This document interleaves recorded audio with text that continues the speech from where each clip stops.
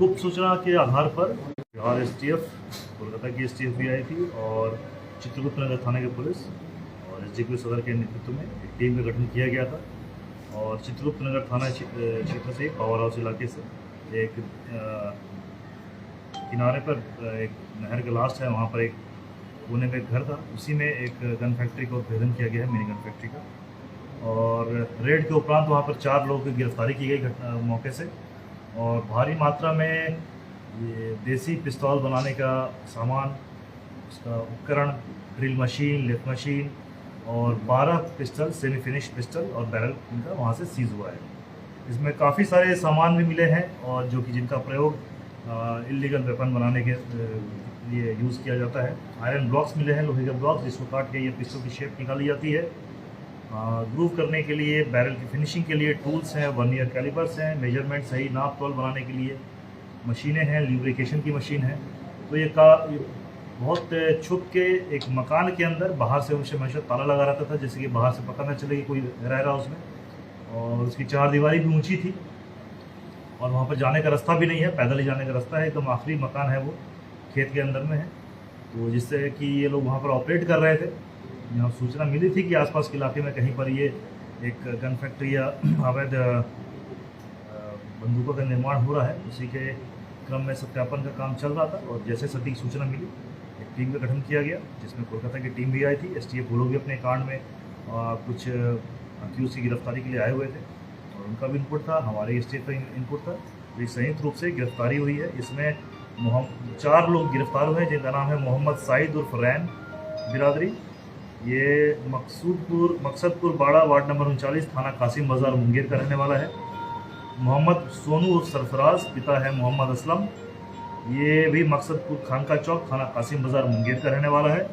एक है सियाराम चौधरी, ये पिता है दिनेश चौधरी, ये 83 पीपर पहाड़, वार्ड नंबर 6, थाना मुफस्सिल, जिला मुंगेर का रहने वाला है।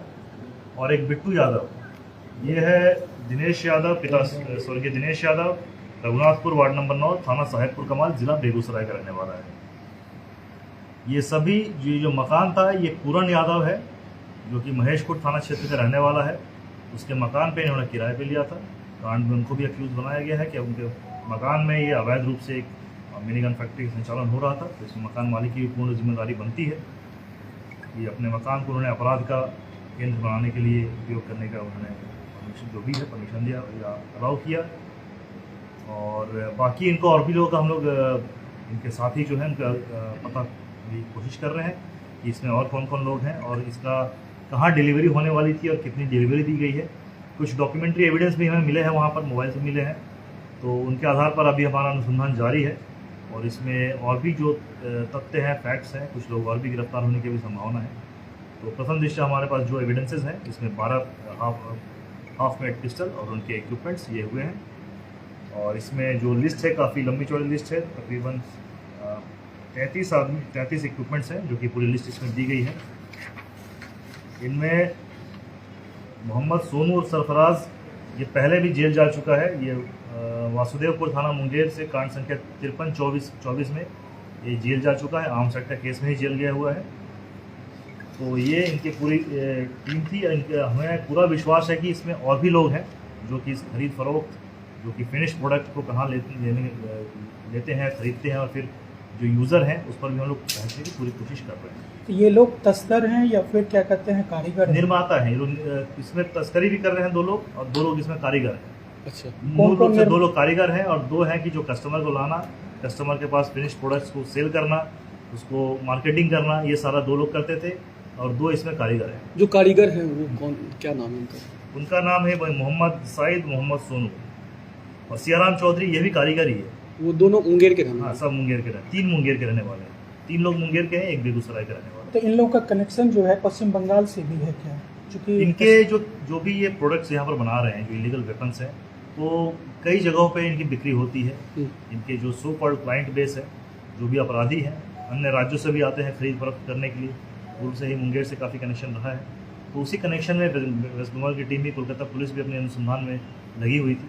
उसी क्रम में उनकी टीम भी यहाँ पर आई थी। तो बंगाल भी जाता था? हाँ, बिल्कुल, बंगाल भी ये लिंक एस्टैब्लिश हुआ है। ये लोग अन्य राज्यों में भी सप्लाई कर रहे हैं और बहुत सारे ऐसे गैंग्स हैं और बहुत सारे अपराधी हैं जो अन्य राज्यों में लगातार कई राज्यों की पुलिस पूर्व में यहाँ पर आई है, मुंगेर क्षेत्र में भी आई है, इधर भी आई है।